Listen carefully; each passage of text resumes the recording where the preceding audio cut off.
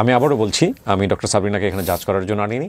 আমার তার কথাগুলো শোনার খুব শখ ছিল। কি বলবো এখন, ভাবি যে হয়তো ওই কারণেই আল্লাহ আমাকে শাস্তি দিয়েছে যে আমি তার সাথে সংসারটা করতে পারিনি, এই জন্য হতে পারে। দেখেন, আল্লাহ কিন্তু আমাকে ইশারা দিয়েছিল। আল্লাহ কিন্তু মানুষকে ইশারা দেয়, কিন্তু আমরা এত বোকা যে আমরা আল্লাহর ইশারাটা ধরতে পারি না। আমার পুরো নাম হচ্ছে সাবরিনা শারমিন হোসেন মিষ্টি। সাবরিনা শারমিন হোসেন মিষ্টি, কিন্তু আপনাকে সাবরিনা নামে মোটামুটি সবাই ডাকেন, তাই কি? নাকি মিষ্টি নামে? মিষ্টি নামে। মিষ্টি নামে, আচ্ছা। বর্তমান বয়স যদি বলতে কোনো আপত্তি না থাকে। মেয়েদের তো বয়স বলা ঠিক না, কিন্তু আমার গেস্টের সবাইকে আমি বয়স বলতে বলি। আপনার আপত্তি থাকলে আমি চাইবো না আপনি বলেন, কিন্তু ইটস লাইক বয়স তো বয়সই, এটা নিয়ে আসলে গোপন করে করাটা কি বা কোনো কিছু? মেয়েরা সবসময় বয়স গোপন করতে চায়, আমিও সেই দলে। ওকে, ফাইন। সো আপনার জন্ম জেলা কোথায়? আমি ঢাকা ধানমন্ডিতে আমার জন্ম। ধানমন্ডিতে আপনি বড় হয়েছেন? না, আমার জন্মের পরপরই উইদিন 1 ইয়ার আমি চলে যাই নেদারল্যান্ডসে। হ্যাঁ, ওখানে আমার আব্বু হচ্ছে এমএস করেন, পিএইচডি করেন, তো অনেক বড় একটা সময় আমার ওখানে কেটেছে। ওকে, বাবা কি করতেন? গভর্নমেন্ট জব করতেন, সরকারের অতিরিক্ত সচিব হিসাবেও রিটায়ার করেছেন। ওকে, কয় ভাই বোন ছিলেন আপনারা? আমরা 2 বোন। 2 বোন ছিলেন, আপনি বড়? জি। ওকে, শুনি। আসলে আমার শৈশব সম্পর্কে আছে না যে অনেকে বলেন যে যদি শৈশবের দিনগুলো ফিরে পেতাম, কিন্তু আমি শৈশবের কথা চিন্তা হলে ওরা ভয় পেয়ে যাই না, আমি কোনোদিন শৈশবে ফিরতে চাই না। কেন? কারণ আমার শৈশবটা অনেক বোরিং, মানে শুধু পড়া পড়া পড়া ছাড়া আমার শৈশবের কোনো স্মৃতি নাই। মানে এমন কিছু নাই যে আমি এটা মানে মেমোরাইজ করে খুব খুশি হব বা ভাল লাগছে, এরকম না। আমাদের সময়কার বাবা মা তারা হচ্ছে যে স্কুলের বেতন যেমন দিতেন, সেরকম আবার বেতও চালাতেন, মানে বেত এবং বেতন একসাথে চলতো। তো যেমন ধরেন যদি ক্লাসে টপ করা না যায়, তাহলে কিন্তু নতুন বছরের বই পাওয়া যাবে না। হ্যাঁ, কারো কাছে পুরান বই এনে সেট এনে হয়তো চলতে হবে, এরকম অবস্থা। তো খালি পড়া পড়া পড়া ছাড়া আমার শৈশবে তেমন কোনো আমি মনে করতে পারি না যে খুব আনন্দ ঘন কিছু ঘটেছে বা কোথাও বেড়াতে যাওয়া। এমনকি কেউ কোনো ফ্রেন্ডস যদি কোনো কারণে মানে কলোনির যদি কোনো কিছুর কারণে আসতো, তাতেও আমার আব্বা তাকে ধমক দিয়ে বিদায় করে দিত। তোমার কি কোনো পড়াশোনা নাই, তুমি আমার মেয়েকে ডিস্টার্ব করতে আসছো? ওকে, সো মেয়ের কারণে হয়তো একটু বেশি কনজারভেটিভ ছিলেন বাবা। হ্যাঁ, মানে আমার বাবা খুবই কনজারভেটিভ ছিলেন। আমার পড়ার ব্যাপারে আমার আব্বা খুবই সিরিয়াস ছিলেন সবসময়। কারণ যেহেতু আমাদের কোনো ভাই নেই, হয়তো উনি মানে তার ছেলে নেই এই একটা অতৃপ্তি হয়তো তার বড় মেয়ের মধ্যে দিয়েই হয়তো উনি এটা করতে চাচ্ছিলেন, এই জন্য খুব বেশি পড়াশোনার উপরই ছিল। আর আমি এত পড়তাম যে আমাকে বছরে 2 সেট বই কিনতে হতো, কারণ হচ্ছে বইগুলো ঝুরঝুরা হয়ে যেত। ওকে, স্টুডেন্ট হিসেবে কেমন ছিলেন? স্টুডেন্ট হিসেবে ফাটাফাটি। কোথায় কোথায় পড়েছেন একটু ধারাবাহিকভাবে চাই আমরা। এরপর তো নেদারল্যান্ডস থেকে যখন ফিরলাম তখন কোন ক্লাসে ভর্তি হলেন? তখন আমি 7-এ। ক্লাস 7 এসে ভর্তি হলেন। তো নেদারল্যান্ডস থেকে এসে ক্লাস 7-এ বাংলাদেশের এরকম একটা পরিবার। বাবা কোন মন্ত্রণালয়ে ছিলেন ওই সময় দায়িত্বে? তখন আব্বা এসেছিলেন, তখন আব্বা ইআরডিতে ছিলেন। ওকে, মানে আমার এত ভালো মনে নাই তখন আসলে এইসব মন্ত্রণালয়ের বিষয়গুলা বা এগুলো আমি অত ভালো বুঝতেন না। আর আমার আব্বা ছিলেন অ্যাডমিন ক্যাডার। ওকে, আমি অত বেশি আব্বার। মা কি ছিলেন? হাউসওয়াইফ? আমার আম্মা তখন হাউসওয়াইফ ছিলেন। ওকে, মানে প্রথমে উনি চাকরি করতেন, কিন্তু পরে আমি যখন মানে হলাম পরে উনি আর চাকরিতে যাননি, যে মেয়েদেরকেই বড় করবেন। আমরা তো 2 বোন বলেছি। এজ গ্যাপ 2 বোনের খুব বেশি না। মা কি করতেন? মা কি পড়ার মধ্যে রাখতেন বাচ্চাদেরকে, সে থাকুক পড়াশোনা থাকে না যে বাবা একটু কঠিন হলে মা একটু নরম স্বভাবের হয়। আমার বাবা মা 2জনই সমান তালে কঠিন। মানে কোথাও গিয়ে আর ধরেন কোনো কারণে আমার আব্বা বকা দিচ্ছেন, তখন আমার আম্মু এমন ভাব করবে যে কিছু শুনতেই পাচ্ছেন না, মানে উনি যে আসবেন বাঁচাতে তা কিন্তু না। মানে দেখা যাবে যে বাবা মা 2জনই সমান তালে শাসন করেছেন। তবে আমি মনে করি যে খুব বেশি শাসন করাটা আসলে ভালো না, কারণ বাবা মার সাথে একটু বন্ধুত্বপূর্ণ সম্পর্ক হলে অনেক কিছু শেয়ার করা যায়, বা অনেক কিছু মানে ভয় থেকে যদি বাচ্চারা বাবা মাকে কিছু না বলে তাহলে সেটার ইম্প্যাক্ট কিন্তু ভালো হয় না। এই জন্য আমার মনে হয় যে শৈশবে বাবা মার এই যে একটা, আর মানে ওই সময় আমাদের সময়কে বাবারা চাইতেন যে একটা ভয়, এবং আমার মনে হয় যে বাবারা বোধহয় সেটা এনজয়ও করতেন, যে সন্তানরা তাকে ভয় পাচ্ছে, শ্রদ্ধা করছে, এরকম। কিন্তু আসলে ভয় জিনিসটা কিন্তু দূরত্ব তৈরি করে। হ্যাঁ, তো এই কারণে দেখা গেছে যে আমি কিছু হয়তো মনে কিছু আসলেও সেটা বাবা মার সাথে শেয়ার করতে পারতাম না। আর যারা একটু ভালো স্টুডেন্ট হয় হ্যাঁ। তাদের সাধারণত কিন্তু বন্ধু কম থাকে। হুম হ্যাঁ, তো ওরকম বন্ধু আমার ছিল না ক্লাসে। বাবা মাও যদি বন্ধু না হয়, ক্লাসেও যদি বন্ধু না থাকে, তাহলে কি এটা একটা কষ্টেরই ব্যাপার। হুম হুম। তো টাইম পাস করতেন কিভাবে? তবে ডায়েরি লিখতাম। ওই লেখালেখির যে সেই যে একটা সেটা কিন্তু ওখান থেকেই বোধহয় শুরু, যে নিজের কথাগুলো একটু লিখে রাখা। ওকে ওকে। এসএসসি রেজাল্টও খুব ভালো ছিল, মানে আমি মানে দুটো মিলিয়ে হাইয়েস্ট নাম্বার নিয়ে সলিমুল্লাহ মেডিকেল কলেজ ভর্তি হই, হাইয়েস্ট নাম্বার নিয়ে। দুটো মিলিয়ে বলতে মানে এসএসসি এবং ইন্টার? এসএসসির নাম্বার মিলিয়ে আমার নাম্বার ছিল হাইয়েস্ট। ওকে। মানে যারা আমরা সলিমুল্লাহ মেডিকেল কলেজে ভর্তি হয়েছিলাম। Okay. আর 1.7 এর জন্য আমি ঢাকা মেডিকেল কলেজে হইনি। ওকে। তো আমার আম্মুর খুব ইচ্ছা ছিল যে আমি ডক্টর হই, কারণ একবার একজন ডক্টরের কাছে গিয়ে আম্মু খুব মানে আম্মু যেটা বলেন আর কি, একটু কষ্টকর একটা পরিস্থিতির শিকার হয়েছিলেন। হ্যাঁ, মানে মোটামুটি তখন আমি প্রচন্ড অসুস্থ। তো আম্মু তখন আমাকে নিয়ে নেদারল্যান্ডস থেকে ফিরেছেন, ডক্টরসের খুব রুড ব্যবহার আম্মু পেয়েছিলেন। তো তখন আম্মু বলেন যে ডাক্তার যদি এমন হয় তাহলে মানুষ কোথায় যাবে, তাহলে আমার মেয়েকে আমি ডাক্তার বানাবো এবং তার ব্যবহারটা হবে সবার সাথে খুব নরম, ফ্রেন্ডলি। এবং তো আমি আমার জীবনে, আমি জানি না মানুষ কি ভাববে, তবে আমি আমার জীবনে খুব চেষ্টা করেছি যে মানুষের সাথে ওরকম, আমার রোগীদের সাথে নরম ব্যবহারটাই করার। সো আপনার মা টার্গেট করে, আপনার বোনও কি ডাক্তার হয়েছেন? না। ওকে। তো আপনি সলিমুল্লাহ মেডিকেল কলেজে পড়লেন, এমবিবিএস ওখানে কমপ্লিট করলেন, রাইট? ইন্টার্নশিপ করার পর আপনার স্পেশালিটি কোন দিকে গ্রো করলো? ভেবেছিলাম আমি গাইনি অ্যান্ড অবস নিয়ে পড়বো, তো আমি সেটা নিয়ে পড়া শুরু করলাম। তো এফসিপিএস পার্ট 1 করার পর আমি ট্রেনিং করলাম, কিন্তু পরে আমার মনে হলো যে না, আমি আসলে এমন কিছু করব যেটা সবার জন্যই চ্যালেঞ্জিং। কার্ডিয়াক সার্জন, ছেলে হোক বা মেয়ে, সংখ্যায় কম এবং পড়াটা কঠিন, এবং এজন্যই আমি কার্ডিয়াক সার্জারিতে সুইচ করব। তখন আমি আবার এফসিপিএস পার্ট 1 করলাম, কার্ডিয়াক সার্জারিতে করে ট্রেনিং করলাম। ট্রেনিং করে আবার যখন রেসিডেন্সি প্রোগ্রাম করা হলো বঙ্গবন্ধুতে, তখন আমি রেসিডেন্সি প্রোগ্রামে ঢুকলাম। ওকে। এটা হচ্ছে মানে এমএস কোর্স, 5 বছরের, পুরোটা সময় ওখানে ইনভলভ থাকতে হবে। ওকে। এবং প্রতি 3 মাস অন্তর অন্তর বিভিন্ন ডিপার্টমেন্টে প্লেসমেন্ট হবে এবং বিভিন্ন ডিপার্টমেন্টে পরীক্ষা হবে। এভাবে করে করে আস্তে আস্তে মানে কমপ্লিট মনিটরিং সিস্টেমের মধ্যে থেকে পড়াশোনা করা। সো আপনি এই কমপ্লিট করার পরে প্র্যাকটিসে গেলেন কত সালের দিকে? প্র্যাকটিস মানে আমার তো ইন দি মিন টাইম কিন্তু আমি সরকারি বিসিএস ক্যাডার। আমি কততম বিসিএস এ? আমরা 27তম। প্রথমেই হয়ে গেছে আপনার? আমি এক চান্সে বিসিএস পাস করেছি। ও ওয়াও। বাও কেন?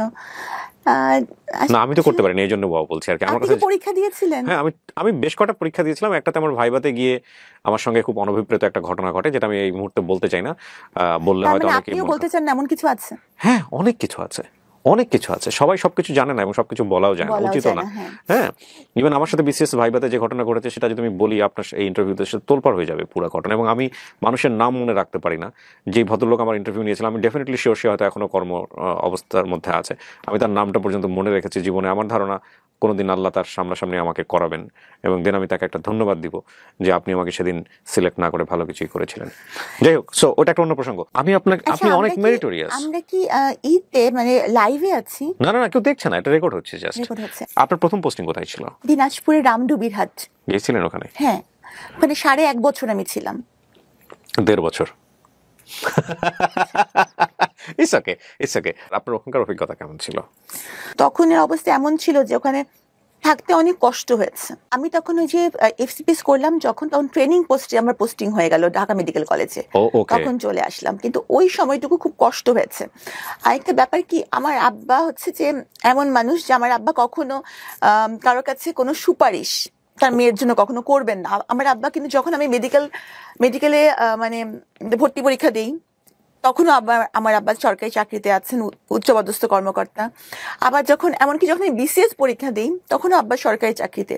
কিন্তু আমি আব্বাকে ভুলেও বলিনি যে আমার কবে মানে ভাইভা হবে, কারণ আব্বা কিছু বলবেনও না এবং মানে কোনো লাভও নাই, এবং আমি চাইও না। হ্যাঁ, মানে আমার আব্বার সাথে ওই যে বলে দূরত্ব ছিল, এই জন্য একটা ইগোর কনফ্লিক্ট কিন্তু সবসময় ছিল যে আমার কিছু জন্য আমি আব্বার কাছ থেকে সাহায্য নিব না। তো আমার আব্বার কাছে আমি কিছু চাই না, বা তার কাছে আমি ছোট হব না। আমি মানে এই জিনিসটা তখন বুঝতে পারতাম না যে বাবা আমার কাছে মানুষ সবসময় ছোটই। Sabrina, if you want to cry there is no problem, you can cry. হ্যাঁ, কান্না হাইড করতে হবে না, কান্না আমাদের জীবনের একটা অংশ।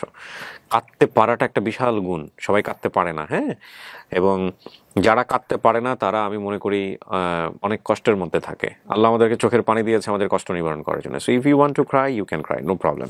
আপনি FCPS করার জন্য আপনি ঢাকাতে আসলেন। পার্টনার পরীক্ষা দিয়ে ট্রেনিং পোস্টে ঢাকা মেডিকেল কলেজে আবার পোস্টিং হলো। ওকে, সো ওখানে আসলেন এবং আসার পরে আপনি পড়াশোনা করছিলেন এবং ডেফিনেটলি তখন আপনার বিয়ে হয়নি, হয়েছে কি? আমি জানি না আপনার লাইফ সম্পর্কে, যে কোনো আমি জিজ্ঞেস করছি। আসলে আমি আমার এই কথাটা মানে কোনো মিডিয়াতে এখন পর্যন্ত বলিনি, কখনোই বলিনি যে আসলে আমার খুব ছোটবেলায় বিয়ে হয়েছে। আমার পরিবার থেকে বিয়ে দেওয়া হয়েছিল। খুব ছোটবেলায় বলতে ধরেন তখন আমি মেডিকেল কলেজে ফার্স্ট ইয়ার। ওকে, পারিবারিকভাবে হয়েছিল বিয়েটা? হ্যাঁ, আমাদের ফ্যামিলির মেয়েরা সবাই খুব সুন্দরী এবং তারা কখনো কোনো চাকরি করে না এবং চাকরি করতে তাদের প্রয়োজন হয় না। তো তারা সবাই স্বাভাবিকভাবে বড় লোকের ওয়াইফ। তো আমার কিন্তু পড়াশোনার প্রতি অসম্ভব ঝোঁক ছিল।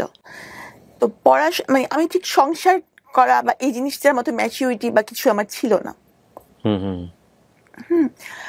তো আমি দেখা যেত যে আমার বাবার পাশে থাকতাম এবং আমি খালি পড়তাম, মানে সংসার করা ওইভাবে যাওয়া হতো না, আমি কখনোই যেতাম না। হ্যাঁ, তো এই কারণে দেখা গেছে যে আমার ওই সংসারটা টেকেনি। এইখানে একটা লম্বা গল্প। ওই সংসারটা কত বছরের ছিল আপনার প্রথম বিয়ের সংসারটা? যেভাবে থাকুক না কেন, মানে ডিভোর্স হওয়া পর্যন্ত কত বছর? 4-5 বছর। মানে আপনি BCS এ জয়েন করেছেন না তারই আগে ডিভোর্স হয়ে? তার আগে ডিভোর্স হয়ে গেছে। আচ্ছা, এখানে একটা বিষয় আমরা একটু বলে রাখি। আপনারা যেহেতু সামাজিক যোগাযোগ মাধ্যমের কল্যাণে হোক বা করোনাকালীন সময়ে ওনাকে নিয়ে প্রচুর রিপোর্ট হয়েছে সে কারণেই হোক, তো সুতরাং ওনার ফেসটা অনেক নোন। আর আমাদের অনুষ্ঠানের ডিসক্লেইমারে কিন্তু একটা কথা আমরা স্পষ্টভাবে সবসময় বলে দিই যে কোনো লাইফের গল্প এখানে যখন বলা হয় তখন দুটো বিষয় আমরা খেয়াল রাখি। এটা একটা একপাক্ষিক বক্তব্য, আর এটা কোনো ইনভেস্টিগেটিভ শো না। এবং আমরা সচেতনভাবে চেষ্টা করি যদি ওনার বক্তব্যের জায়গাটি থেকে এমন কোনো ব্যক্তি বা প্রতিষ্ঠানের নাম আসে যেটা ওনার বক্তব্যের প্রেক্ষাপটে হেয় বা অপমানজনক হতে পারে, তাহলে ওই ব্যক্তি এবং প্রতিষ্ঠানের নাম এবং আইডেন্টিটি সমস্ত কিছু আমরা হাইড করি। এটা হচ্ছে এক। 2 নম্বর পয়েন্টটা হচ্ছে যে ওনার যেহেতু বর্তমানে একটি মহামান্য আদালতে একটি মামলা চলমান অবস্থায় রয়েছে এবং সেহেতু এই পুরো কন্টেন্ট মানে সোশ্যাল মিডিয়াতে ওনার এই যে বক্তব্যটি যাচ্ছে লাইভ থেকে studio of creative arts and থেকে, এই বক্তব্যের কোনো অংশই জাস্টিফাইড না, মানে আমাদের জায়গা থেকে জাস্টিফাইড না। আমরা কোনোভাবে ইনভেস্টিগেট করে এটা প্রচার করছি না, জাস্ট এটা ওনার জীবনের একটা ফিলোসফি, মতামত। সে অর্থে কে গুরুত্ব দেবেন কে গুরুত্ব দেবেন না তার ব্যাপার। তো সে জায়গা থেকে আমরা কোনো অংশই কখনোই যাতে করে কোর্ট বা অন্যান্য জায়গাতে যাতে এটা কোনো এভিডেন্স হিসেবে ব্যবহার না করা হয় সেই ব্যাপারে আমরা স্পষ্টভাবে এই অনুষ্ঠানের শুরুতেই দিক নির্দেশনা দিয়ে রাখছি। তো এক পর্যায়ে কি আপনি সিদ্ধান্ত নিলেন নাকি ফ্যামিলিগতভাবে? ফ্যামিলিগতভাবেও না, আমিও না, কারণ ওরকম চিন্তা ভাবনা আমার ছিল না। আমার হাজবেন্ডই দিয়েছে এবং উনি অসম্ভব ভালো মানুষই ছিলেন। আচ্ছা, কিন্তু উনি তো বিয়ে করেছেন সংসার করার জন্য, তাই না?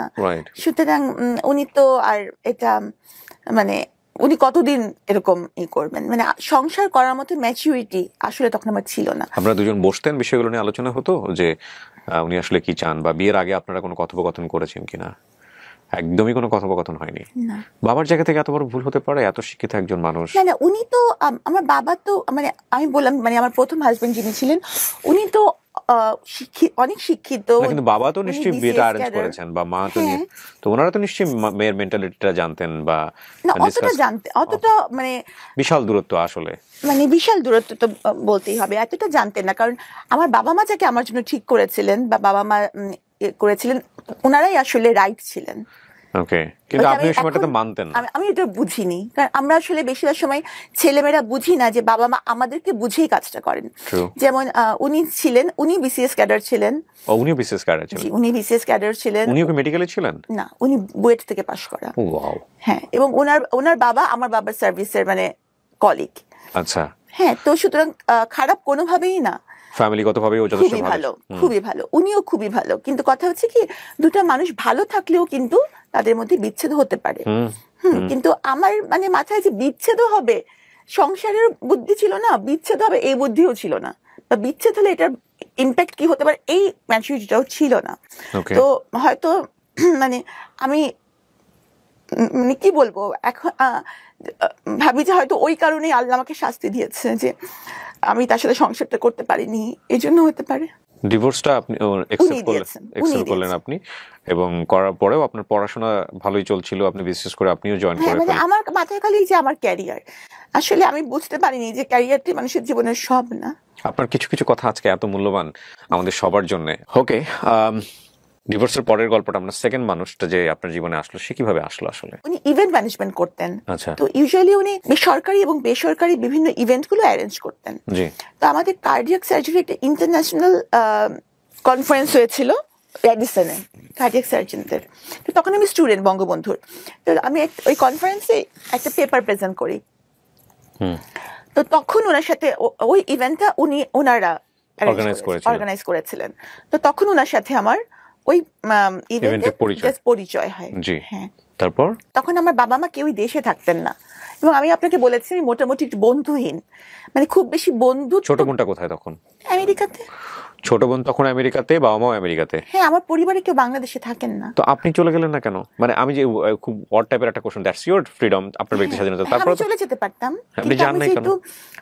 প্রথমত আমি মেডিকেল কলেজে ভর্তি হয়েছি, তো এই পড়াটা আমার কাছে ছিল যে আমি এখানে পড়ছি, আমি যাব না। এরপর পরবর্তীতে যখন আমি বিসিএস ক্যাডার হলাম, তখন তো ওখানকার সিটিজেনশিপের জন্য অ্যাপ্লাই করার কোনো প্রশ্নই ওঠে না, কারণ এখানকার সরকারি কর্মচারী তো ওখানকার সিটিজেনশিপ অ্যাপ্লাই করতে পারেন না। সো আপনি চাইলে এগুলো ছেড়ে দিয়ে চলে যেতে পারতেন? হ্যাঁ, অফকোর্স চলে যেতে পারতাম, কিন্তু আপনি সেটা করেননি। না। কেন করেননি? আমি অসম্ভব, মানে আমার ক্যারিয়ারটাই আমার মাথায়, যদিও ওখানে গিয়েও আমি ক্যারিয়ার করতে পারতাম। আপনার ফ্যামিলি কি চাইতো ওই সময়টাতে? আমার ফ্যামিলি চাইতো আমি চলে যাই। আমার কাছে কেন জানি মনে হচ্ছে আপনার ফ্যামিলির সাথে আপনার একটা বড় ধরনের বার্গেনিং হয়েছে এই বিষয়গুলো নিয়ে, এবং সেটাও খুব সহজ বার্গেনিং ছিল না, কারণ দুটো মাত্র মেয়ে, বড় মেয়ে তাকে বাংলাদেশে রেখে যাচ্ছে এবং অলরেডি সে ডিভোর্স। আমার বাবা কিন্তু বেশি সময় আমেরিকা থাকতেন না, কারণ ওনার ইবাদতের অসুবিধা হতো। কারণ হচ্ছে যে মসজিদ যেতে হতো আমার আব্বুকে, তো সে তো অনেক দূর, তো কে তাকে নিয়ে যাবে ড্রাইভ করে?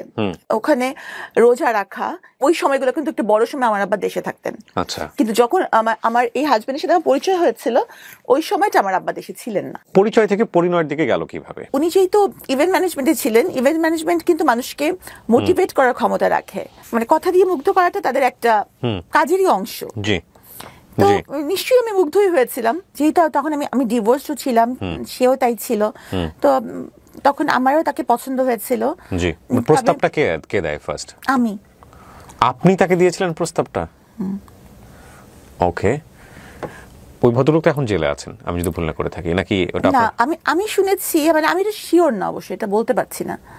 মানে আমার সাথে তার কোনো যোগাযোগই নেই, উনি আমার জন্য মরে গেছেন, এজন্য কোনো যোগাযোগ আমি রাখিনি।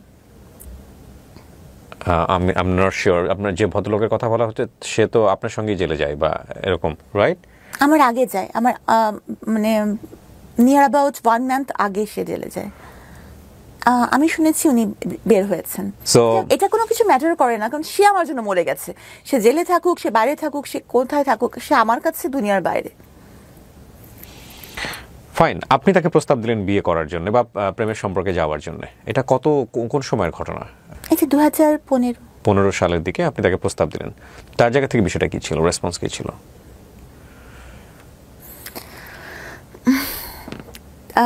তাহলে বিয়ের ঘটনাটা বলতে? হ্যাঁ হ্যাঁ, প্লিজ, আমি তো শোনার জন্য অপেক্ষা করছি, বলেন না। আমি ভাবছিলাম যে কোনো সম্পর্কই আসলে, মানে আমাদের মাথায় যে আমরা একটু পুরান কালের মানুষ, বিয়েটাই আমাদের কাছে মানে জাস্ট ফ্রেন্ড তো টাইপের, এটা তো আর তখন না আমাদের। তো বিয়ের কথাটা আমি বলেছি যে তাহলে আমরা বিয়েই করব।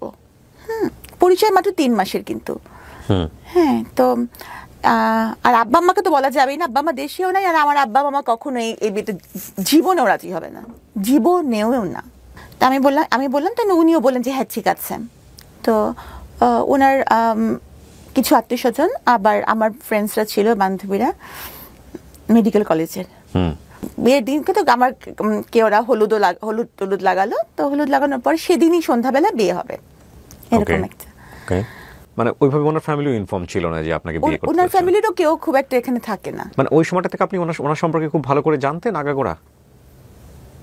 হয় নাকি এত মেরিটোরিয়াস একটা মেয়ে আসলে কিছু কিছু জায়গায় মানুষ যে পড়াশোনা করে সব দিক দিয়ে খুব একেবারে মানে সবাই এটাই বলে যে হ্যাঁ সে ডাক্তার, সে কেন এটা জানবে না বা বুঝবে না, কিন্তু সবসময় কি এটাই যে আমি আপনার সঙ্গে একমত, কিন্তু আমি আমার দর্শকদেরকে ইনফ্লুয়েন্স করতে চাই না এই বিষয়ে। আমি ব্যক্তিগতভাবে আপনার সঙ্গে একমত।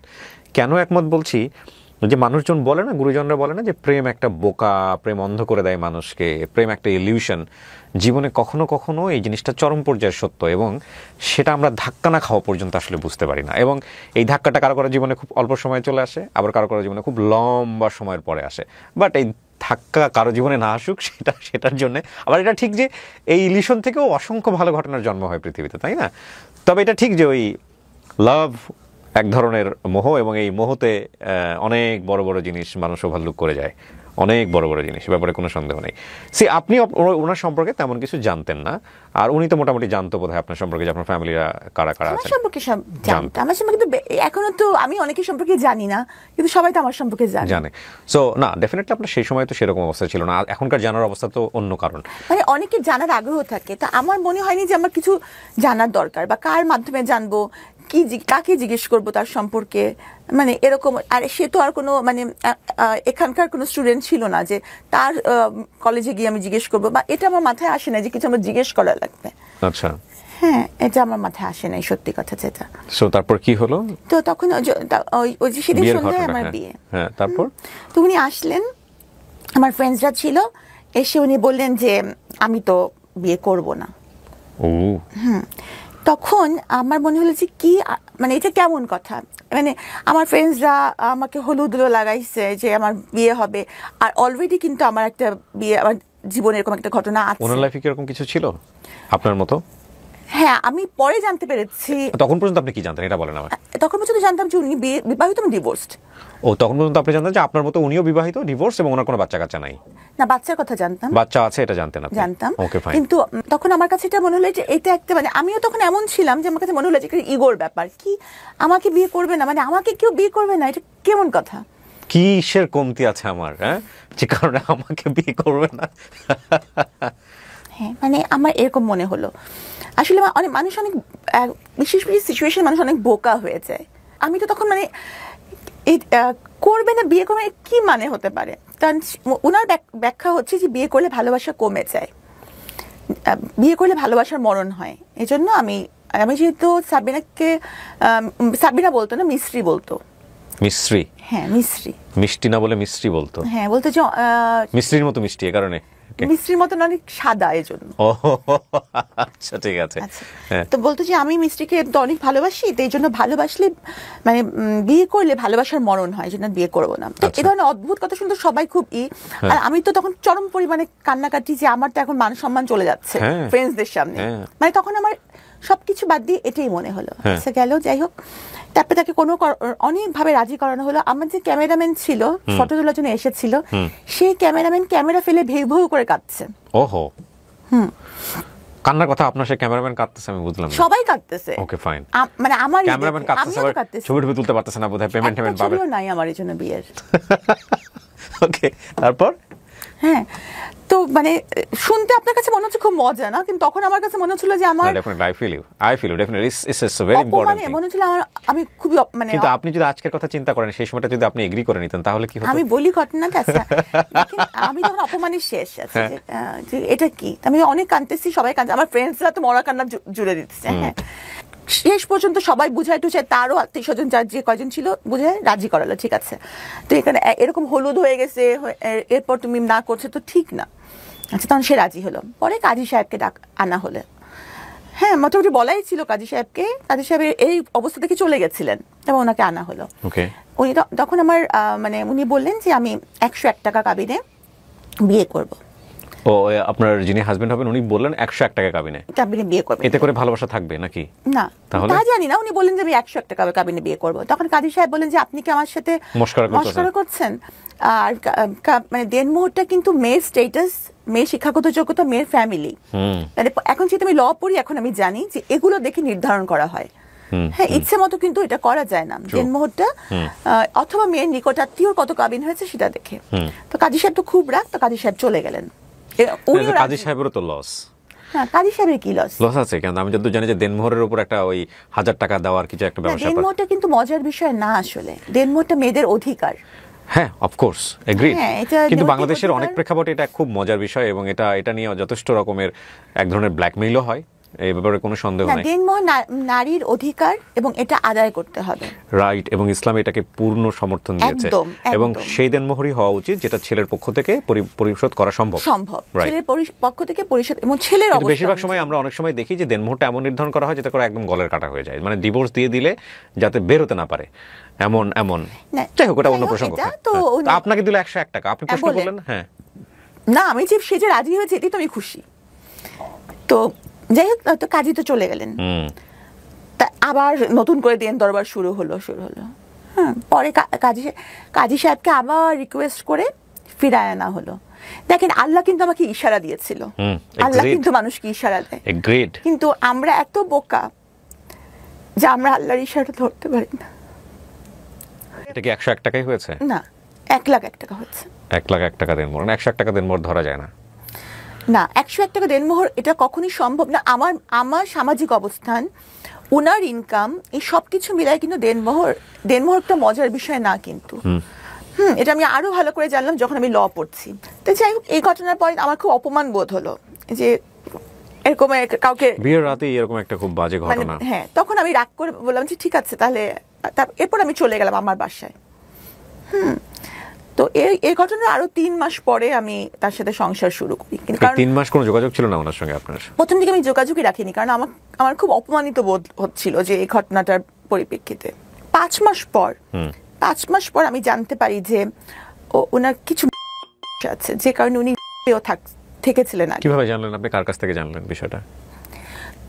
মানে যখন ওনার কিছু আচরণ দেখলাম, বিভিন্ন আচরণ দেখলাম, তখন ওনার পরিবারের সাথে যোগাযোগ, কথাবার্তা, তখন তো ইতিমধ্যে ওনার পরিবারের সাথে, ওনার মার সাথে, সবার সাথে যোগাযোগ আছে, তখন তাদের কাছে জানতে পারলাম। উনি কিন্তু আমাকে প্রচন্ড ভালোবাসতেন, এই বিষয়ে কিন্তু কোনো সন্দেহ নেই, মানে খুবই ভালোবাসতেন। কিন্তু আবার উনি আবার ডেসপারেটও ছিলেন খুব বেশি, যেমন গায়ে হাত তুলতে বিন্দুমাত্র ওনার দ্বিধা ছিল না।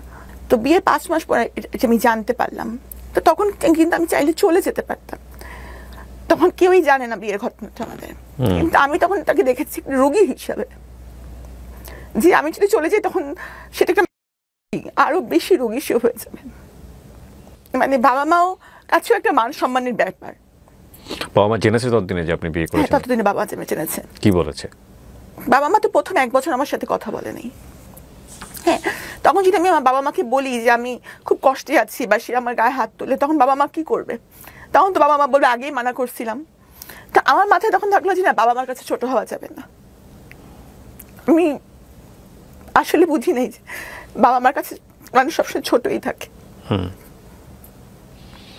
তো যাই হোক, কিন্তু এটা সত্য যে সে আমাকে ভালোবাসতো, টেম্পার লুজ করতো। হ্যাঁ, অল্পতেই।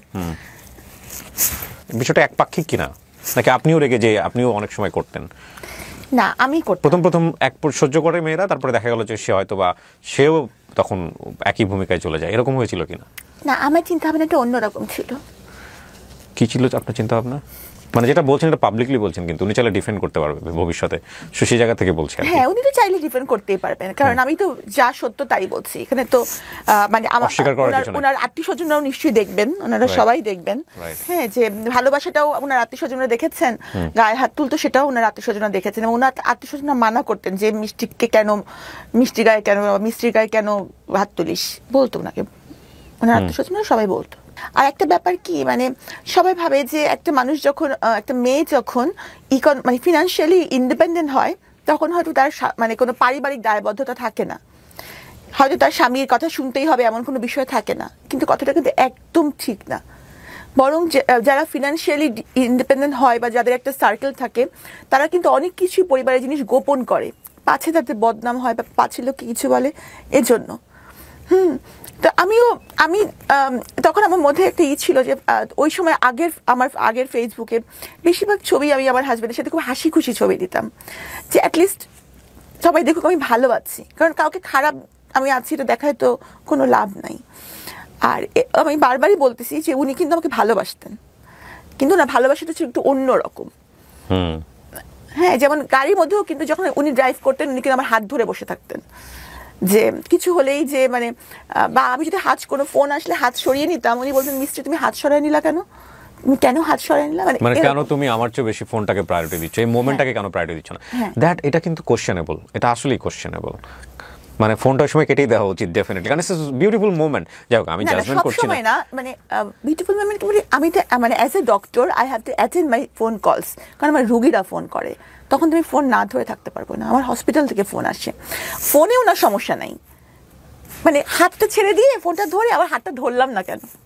ও, এটা তো উচিত ছিল আপনার হাতটা ধরা। হ্যাঁ, এই তো মানে এই মানে এই ব্যাপারগুলো সে মানে খুব নোটিস করতো, মানে কতটুকু সে আমাকে ভালোবাসে। এখানে আসলে জানি না বলাটা ভাবে ঠিক হবে কিনা, মানে এক্সপেক্ট করতো অনেক কিছু, মানে ও আপনাকে অনেক লাভ করতো, এটা আপনি যেমন বুঝতে পারতেন, সেটা ইন রিটার্নও সে অনেক কিছু এক্সপেক্ট করতো, বাট আপনার লাভ এক্সপ্রেশন তো আপনার মতো, হয়তো সেও বুঝতে পারতো না এই বিষয়গুলো। যাক, আমরা আসলে জাজমেন্টে না নিই, কিন্তু আমি যেটা বলতে চাচ্ছি যে বিয়ের পরে আপনি এমন কিছু কি জানলেন যেটা আপনি বিয়ের আগে জানতেন না? এই যে আমার বিষয়টা, এছাড়া থাকা বিষয়টা তো খারাপ না, ও থেকে ভালো হয়ে আসছে, না ভালো হয়ে এসেছিল, কিন্তু মানে এরপর যে এই যে জিনিসগুলো আমার সেটা ছিল, এবং দেখা গেছে যে এই পুরো 5 বছরে কিন্তু উনি ওষুধ খেয়েছেন, আমি ওনাকে রেগুলারই মানে উনি ট্রিটমেন্টেই ছিলেন। কিন্তু আপনার মেডিকেলের ভাষায় এটা কি আপনি খারাপ বলবেন? মানে একটুও খারাপ না, এই জন্য আমি তাকে ছেড়ে যাইনি। ওকে, এই জন্য আমি তাকে ছেড়ে যাইনি, কারণ আমি জানতাম যে আমার সাপোর্ট তার দরকার, কারণ যে কোনো কিছুতেই সে বলতো মিস্ত্রি আমার এই সমস্যা, তুমি কিছু একটা করো। তো উনি মানে যে কোনো কিছুতে মিস্ত্রি ছাড়া সে কিছু করতো না, বুঝতো না। হ্যাঁ, মানে বুঝতো না। তো তারপরে কি হলো, মানে এই ধরনের একটা ঘটনা কেন আসলো 2020 সালে বোধহয়, না? কি হয়েছিল বলেন তো? আসলে ব্যাপারটা হচ্ছে কি যে উনি কিন্তু আগেই মানে মানে এই ইভেন্ট ম্যানেজমেন্টের কাজগুলো করতো, তো উনি এই করোনার কাজটা নিয়েছিলেন। তো করোনার কাজটা এই ওনার কিন্তু কোনো হসপিটাল ছিল না, অনেকেরই ভুল ধারণা একটা আছে যে ওনার বোধহয় কোনো হসপিটাল ছিল। উনি কিন্তু ইভেন্ট ম্যানেজমেন্ট করতেন, মানে বুথ বানিয়ে জাস্ট স্যাম্পল কালেকশন করতেন, এতটুকুই ওনার পারমিশন ছিল। ও, বুথ বানিয়ে বিভিন্ন স্যাম্পল কালেকশন করে কার কাছে পাঠাবে তাহলে সে? এটা পাঠাবেন ওই যে সরকারি যে এগুলো যে যারা টেস্ট করেন সেখানে, তার তো কোনো টেস্টের, তার তো কোনো কিন্তু বুথ বানিয়ে যে স্যাম্পলটা কালেক্ট করবেন উনি, এটার কি অনুমতি ছিল? হ্যাঁ, এটা অনুমতি ওনার ছিল। আচ্ছা, এটা কি সরকার থেকে অনুমতি দিয়েছিল? হ্যাঁ। আচ্ছা, তারপর? তো এই যে ওনার অ্যাডমিনিস্ট্রেটিভ ব্যাপারগুলো, এগুলো কিন্তু আসলে আমি খুব একটা বুঝি না, কারণ উনি কিভাবে ওনার ম্যানেজমেন্টটা চালাবেন, উনি তো আগে থেকে ম্যানেজমেন্ট করেন, এই জিনিসগুলো কিন্তু আমার মাথায় ঢোকে না। অনেকেই হয়তো ভাবেন যে সাবিনা ডাক্তার, সাবিনা এগুলো ভালো বুঝছেন, কিন্তু ম্যানেজমেন্টের ব্যাপারটা যে সব ডাক্তাররা বুঝবেন এটা কিন্তু ঠিক না। তো আমি ওনাকে বলতাম যে তুমি তো এই ব্যাপারগুলো খুব একটা জানো না, তাহলে তোমার এই কাজটা নেওয়ার দরকারটা কি? কিন্তু উনি স্বাভাবিকভাবে আমার কথা শুনতেন না, মানে কাজের ব্যাপারে উনি আমার কথা শুনতেন না। হ্যাঁ, আর ওনার একটা কমপ্লেক্স সবসময় কাজ করতো, উনি ভাবতেন যে আমি যেহেতু কার্ডিয়াক সার্জন, আমি হয়তো মানে একটু বেশি হচ্ছে কিনা, বা মানে একটা ইনফিরিয়রিটি কমপ্লেক্স আমাদের ছিল। ও সামহাউ মনে করতো যে আপনার পজিশনটা ওর উপরে চলে গেছে, সো হ্যাঁ, এটা উনি মনে করতেন, যে কারণে উনি এমন কিছু করতে চাইতেন যেটা অনেক বড় কিছু। আপনি কার্ডিয়াক সার্জন হিসেবে প্র্যাকটিস করেছেন কত বছর? করার সুযোগ হয়েছে? 5 বছর। হৃদয় কাটাকাটির কাজ হয়েছে? জি, আপনি করেছেন? হ্যাঁ। কিন্তু আপনার এই এত ইমোশন, এত মানে আপনি যেভাবে কাঁদছেন, তাতে আপনার এই হৃদয় কাটাকাটি করতে খারাপ লাগে না? আমি কিন্তু অড কোশ্চেন করে ফেললাম। না, আমার তখন পুরো অন্যরকম লাগে, একদম অন্যরকম, মানে কি বলবো, মানে ওইটাই আমার সবচেয়ে বড় প্যাশন ছিল, কার্ডিয়াক সার্জারি করাটাই আমার সবচেয়ে বড় প্যাশন ছিল। ভুল মানুষ চুজ করে জীবনে যে কত বড় ক্ষতি হতে পারে, এটা আমি বলছি না যে উনি জীবনে ভুল মানুষ চুজ করেছেন, এমন হতে পারে যে ওনাকে চুজ করেছে তার জীবনেও হয়তো উনি ভুল মানুষ। হ্যাঁ, এটা হতে পারে, এটা আমি অস্বীকার করছি না, তাই না? হয়তো উনি যদি সাধারণ কোনো, যেমন ধরেন যে আমি যদি কোনো প্রোগ্রামে উনি নিয়ে যেতেন, যদি কোনো প্রোগ্রামে, তো দেখা যেত যে সবাই সাবিনার সাথে কথা বলতে চায়, হ্যাঁ, বাস আমাকে কিছু একটা প্রশংসা করে বলতে চায়, করতে চায়, তো তখন দেখা যেত যে ওনারা ওনাকে ছোট করে কথা বলে। হ্যাঁ, মানে আমার সামনে ওনাকে ছোট করে কথা বলছে, এর জেদটা আমার উপর আসতো ঘুরে ফিরে, বা সে আমাকে কথা শুনতে হতো, বকা শুনতে হতো, বা এরকম। তো হতে পারে আমি হয়তো এই জন্যই ওনার জীবনে ভুল, উনি যদি একটা সাধারণ মেয়ে বিয়ে করতেন তাহলে ওনারও হয়তো এরকম করতো না। সো কি হলো সাবরিনা, এরপরে ওই স্যাম্পলগুলো উনি কালেক্ট করতেন, তো ওই ম্যানেজমেন্টে কিন্তু উনিই করতেন ওনার লোকজন নিয়ে। হ্যাঁ, এবং আমার কিছুটা মানে কিছু কিছু ইস্যুস নিয়ে আমার কাছে ওনার ঝামেলা হচ্ছিল। তো এই কারণে আমি কিন্তু ওই সময়টা আমার বাবার বাসায় থাকতাম, আমি কিন্তু ওখানে থাকতাম না। তো তখন থেকে আমাদের মধ্যে একটা বিশাল বড় গ্যাপ, এই করোনার পরবর্তী সময় থেকে। তো একবার উনি ওই যে তিতুমির কলেজে বিপদে পড়লেন, তখন উনি আমাকে ওই ফোন দিলেন রাত্রিবেলা। তখনও আমার মামি কিন্তু আমার বাবার বাসায়, বললো মিস্ত্রি আমি অনেক বিপদে পড়েছি, এখানে অনেক মারামারি হচ্ছে।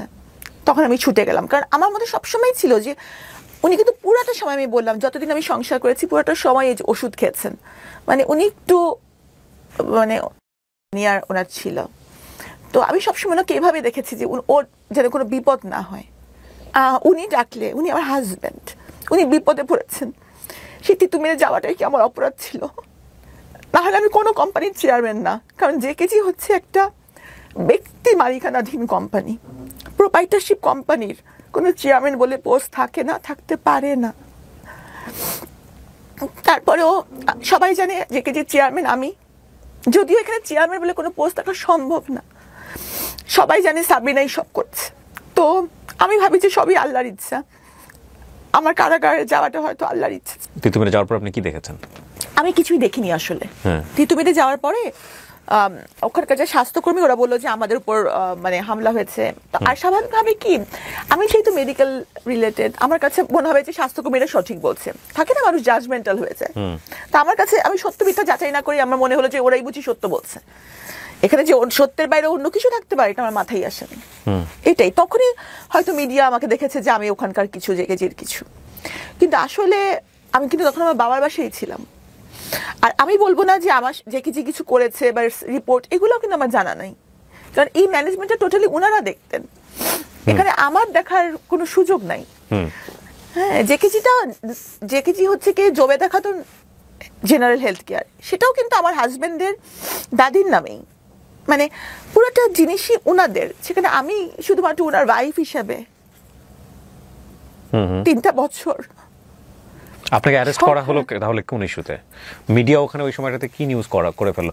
আর ওই সময়টাতে উনি যদি আসলে আপনারাই ভালো জানেন, যেহেতু চলমান মামলা, এই বিষয়ে আমি কিচ্ছু বলতে চাই না।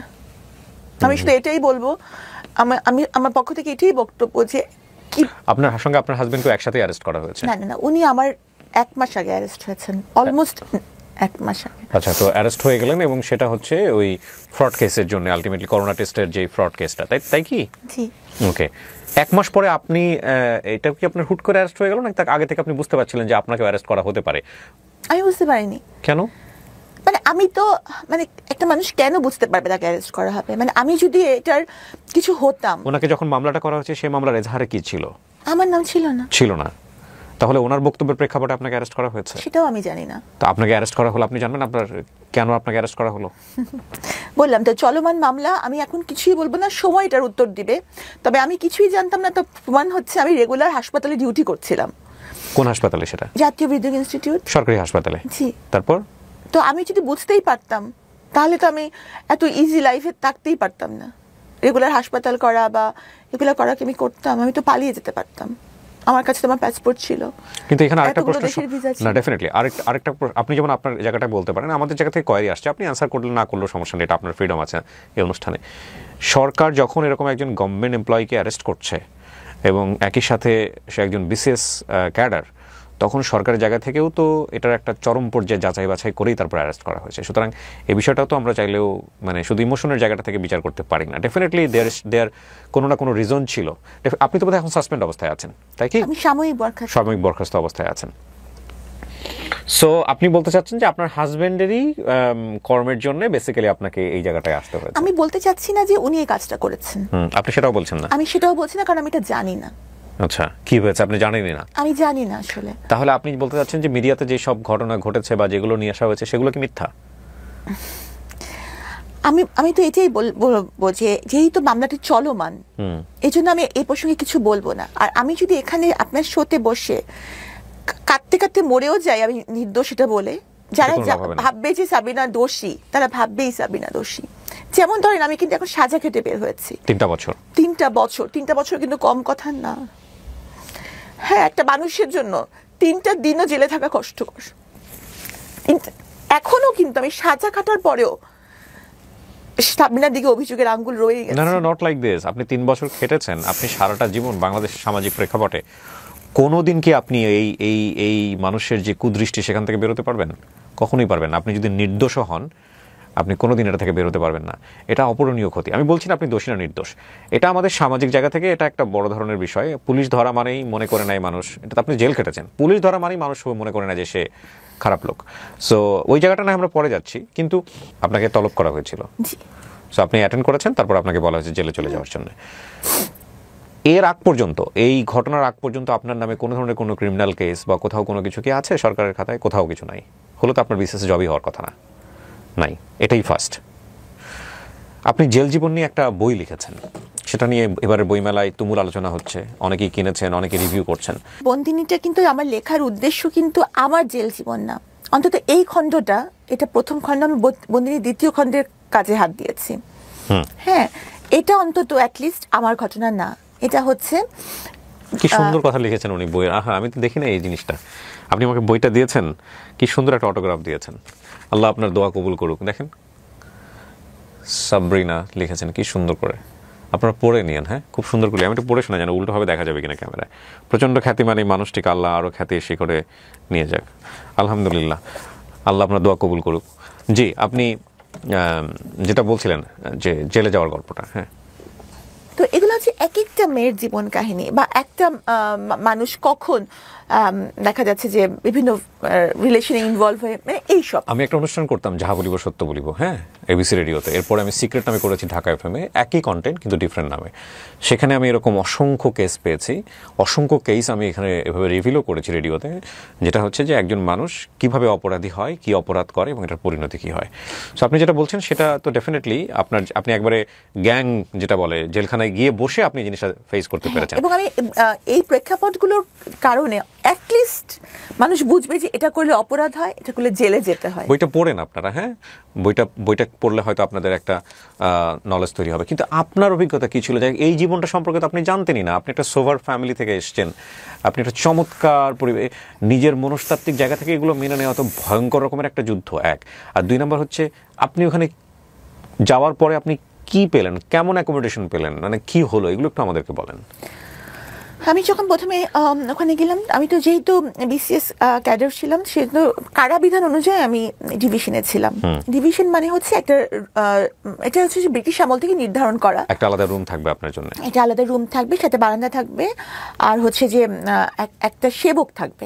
আর খাবার দাবার ব্যাপারটা হচ্ছে যে নর্মাল একজন মানে বন্দি যে পরিমাণ খাবারটা পাবে, সেম মেনুটাই, সেম মেনু, কিন্তু গ্রামসের কিছু ডিফারেন্স থাকবে। ডিভিশন প্রাপ্ত আসামি পাবে। কিসের? ধরেন আজকে আপনার বরাদ্দ হচ্ছে যে মিষ্টি কুমড়া, হ্যাঁ, একজন নর্মাল বন্দি, আমি সেই মিষ্টি কুমড়াই বরাদ্দ পাবো, কিন্তু আমারটা আমার কুক রান্না করবে। ওকে, ওকে, কিন্তু মেনু কিন্তু সেম। গল্প সল্প করার জন্য কোনো মানুষ দেওয়া হবে? উনিই গল্প করবে। উনি কি থাকে আপনার সঙ্গে নাকি চলে যেত? না, থাকতো, ওই রুমেই থাকতো, এক রুমে থাকে। উনিও কি জেল জীবন কাটাচ্ছে নাকি? হ্যাঁ, উনি আরেকজন বন্দি। ও, সো জেলের মধ্যে শুধু থাকা না, সার্ভিসও দিতে হয় ওখানে। অবশ্যই, সশ্রম কয়েকটা। কারাদণ্ড। ওকে, আমিও তো সার্ভিস দিয়েছি, আমি বাগানের মালিক ছিলাম না, রুমের পাহারাও তো ছিলাম। আচ্ছা, আচ্ছা। সশ্রম কারাদণ্ড হয়েছিল আমার।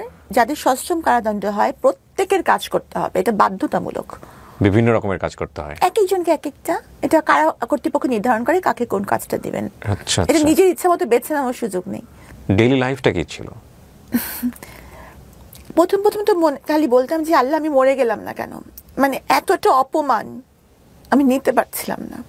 আর একটা মেয়ে যখন কোনো মামলায় সম্পৃক্ত হয়, তো সেই মেয়েটার ব্যক্তিগত জীবন, তার চরিত্র, তার বয়ফ্রেন্ডের সংখ্যা, তার চলাফেরা, তার লিপস্টিকের কালার এমনভাবে আলোচিত হয় যে সেটা এতটাই ভয়ঙ্কর যে তার জীবন তো জীবন, তার বাবা মার জীবন ধারণ করাটাও কঠিন হয়েছে।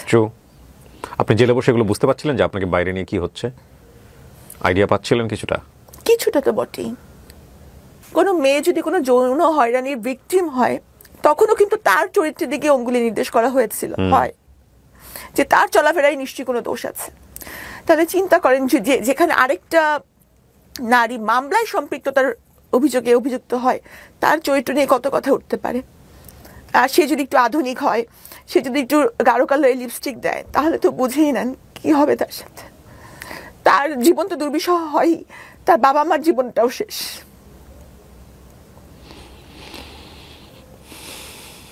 সবারই বলার অধিকার আছে। আমি জানি এই অনুষ্ঠানটা না দেখে অনেকেই হয়তো বা শুধু ওনাকে দেখে সেই নিচে মন্তব্য করছেন, অনেক বাজে বাজে কমেন্টস করছেন, অনেকে হয়তো এই ধরনের মন্তব্য করছেন যে কেন আমি ওনাকে নিয়ে এখানে বসলাম, কেন আমি ওনার সঙ্গে সামনে বসে কথা বলছি। আমি একটা কথা বলি, আমি ওনার সম্পর্কে তেমন কিছু জানতাম না। উনি বইমেলায় বইটা নিয়ে প্রতিদিনই কোনো না কোনোভাবে বিভিন্ন কন্টেন্ট ক্রিয়েটারদের যারা আছেন তাদের কাছে বাইট দিচ্ছেন, সেগুলো আসছে, স্ক্রল করে দেখছি। একটা বাইট আমাকে খুব টাচ করে, সেটা হচ্ছে উনি নর্মালি বলছেন যে ভাই আমি তো জেল খেটে বের হয়েছি, আমি তো আইন আদালত আমার বিচার করছে, আমাকে তো নর্মালভাবে বাঁচার সুযোগ দেন, আমি তো সমাজের 8-10 জন মানুষের মতো মানুষ, আমার তো নর্মালভাবে বাঁচার সুযোগ আছে। এই লাইনটা আমাকে খুব ক্যাচ করে। এবং তারপরে আমার এক ছোট ভাই রনি, ওকে আমি বলি, যেহেতু ও বইমেলাতে থাকে সবসময়, আমি ওকে বলি যে আমি ডক্টর সাবরিনার ইন্টারভিউ করবো, আমি ওনার সঙ্গে একটু কথা বলবো, ওনার একটু ব্যবস্থা করো। তো রনি ওনার সঙ্গে কথা বলে ওনাকে আজকে এখানে নিয়ে এসছে। আমি আসলে শেষের দিকে এসে কিছু কথা বলবো আজকের অনুষ্ঠান নিয়ে। আমি ডেফিনেটলি ওনার জন্য কোনো সাফাই গাইব না, এবং উনি অপরাধ করেছেন কি করেননি সেটার বিচার কোর্ট করবেন। কিন্তু আমার মনে হয় যে প্রত্যেকটা মানুষকে স্বাভাবিকভাবে বাঁচার যে ক্ষমতাটা, সেটা আমাদের প্রত্যেকের জায়গা থেকে প্র্যাকটিস করা উচিত। একটা হচ্ছে যে আমি নিজে স্বাভাবিকভাবে বাঁচতে চাই, আর আরেকজন মানুষ তাকেও স্বাভাবিকভাবে বাঁচার যে ব্যাপারটা, সেখানে আমার কোনো দৃষ্টিভঙ্গি, আমার কোনো কথা, আমার কোনো কটু কথা যেন কোনোভাবেই আঘাতপ্রাপ্ত না করে। আমি বললেই যে চেঞ্জ হবে বিষয়টা এরকম না, বাট সেই জায়গাটায় অনেক কিছু আমার করার আছে আমার কাছে, কেন জানি মনে হয়। আমার বলতে আমি আপনাদের সবাইকে বলছি। জি, তো এরপর কি হলো সাবরিনা? আপনি আসলে কারাগারে তো বিভিন্ন লেভেল থেকে মানুষ আসে। হ্যাঁ, ওরাও আবার জাজমেন্টাল হয় কিনা?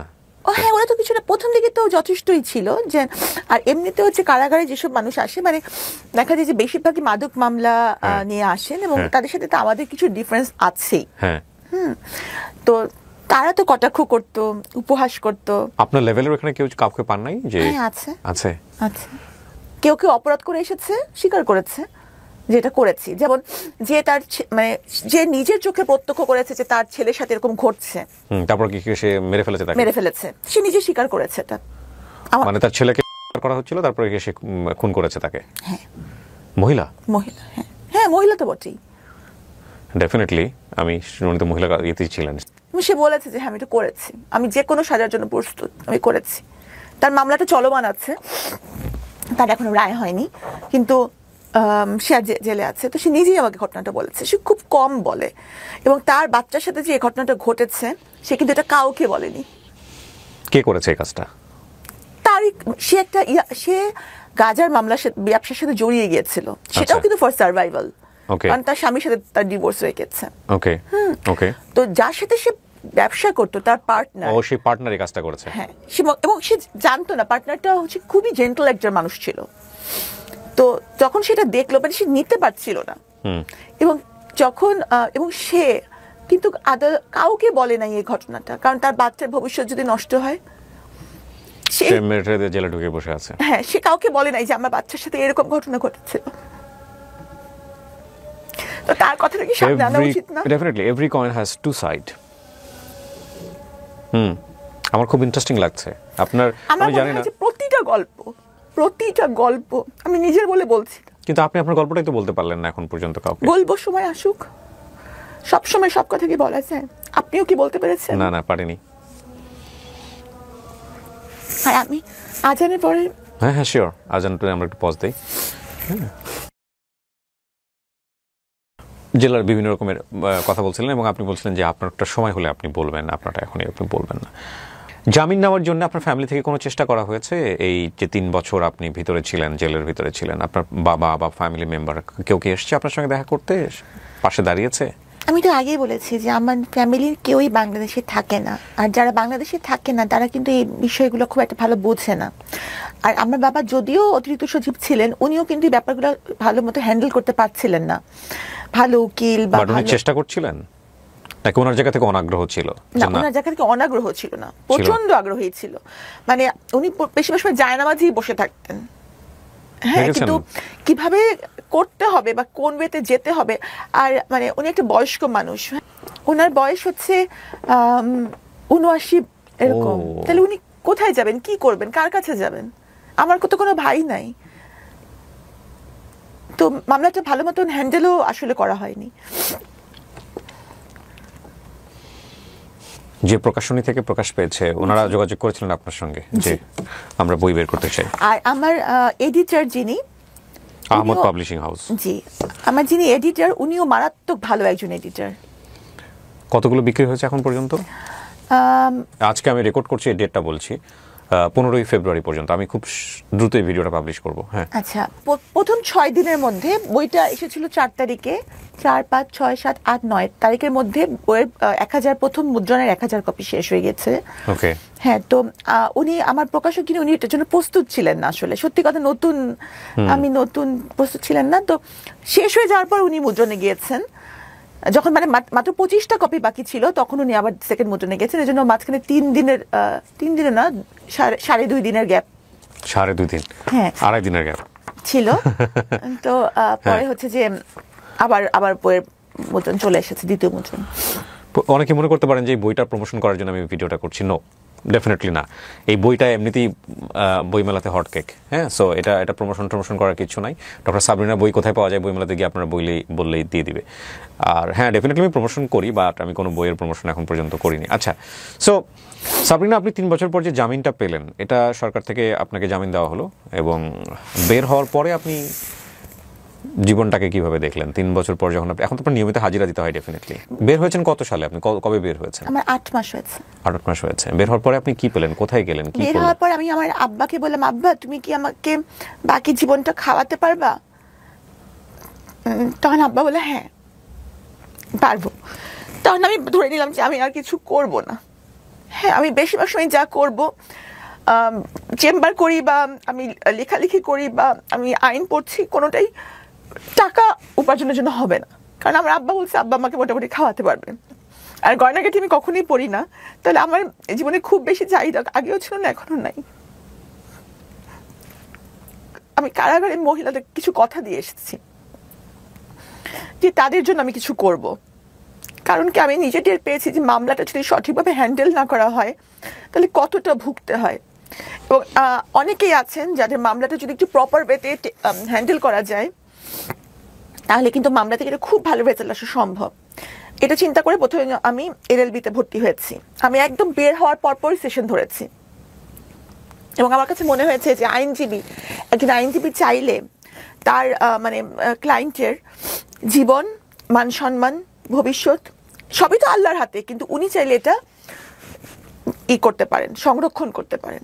তো আমি নিজে এলএলবিতে ভর্তি হয়েছি, এবং আমার ইচ্ছা যে ওই বন্দীদের জন্য কিছু করা।